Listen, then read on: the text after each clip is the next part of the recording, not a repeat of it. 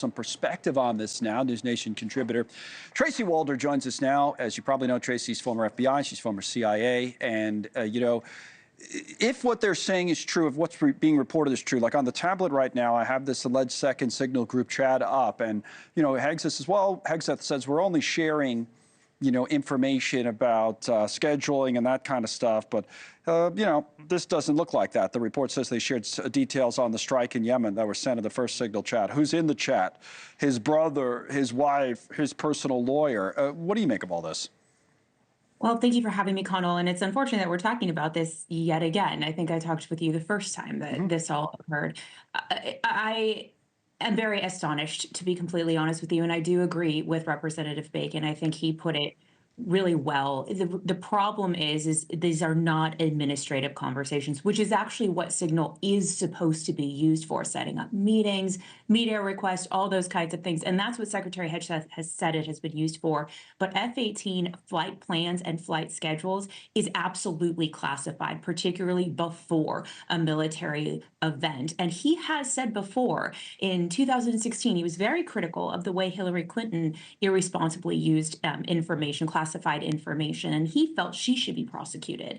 And this, to me, is very irresponsible. And quite frankly, I would have been fired if I communicated this over a Signals chat. Right. Yeah, you're right. He was all over Hillary Clinton at the time. Now, what's the White House saying? Let's go back to Caroline Leavitt for a moment, because I want to see what you make of this argument. I think there's something missing here, but here's what she said in the briefing room about these people who they say, he fired and then they're leaking. Here's Leavitt.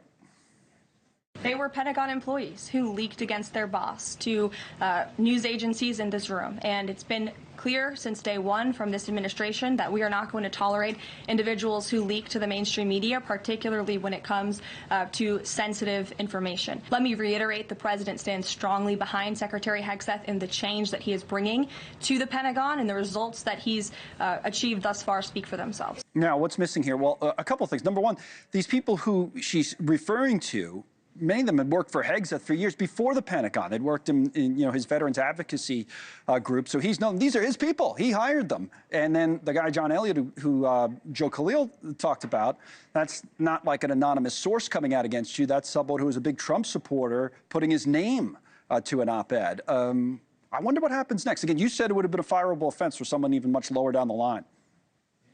100%. Look, it sounds like these individuals, and I believe one was actually his deputy chief of staff at one point, at the Pentagon. The last thing I want to hear, and what Joe kept saying, was that they were all saying how chaotic it was. I don't think anyone wants to think that our military is in this chaotic state at the Pentagon. That is deeply, deeply concerning to me. It sounds like they were not leaking signal chat information, which in my opinion is a much more fireable offense. Rather, they were talking poorly about Hegseth, and that's why they were fired.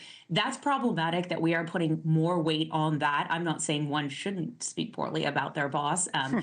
That's questionable, but we are putting more weight on that than we are putting in handling our classified information. I mean, even the Pentagon on March 18th warned that there were Russians trying to penetrate the signal chat to target people of interest. So this is deeply concerning. I think the larger issue, which we did talk about, whether it was you and I and many other guests before Hegseth came into this position, is was he qualified in the first place? There was an open question, a legitimate question, a question that was asked over and over again. And that's why people go back and say, should this guy be running an organization this big? Does he have the experience that's necessary to do so? On newsnationnow.com, there was an article that pointed out that his job looks to be safe for now.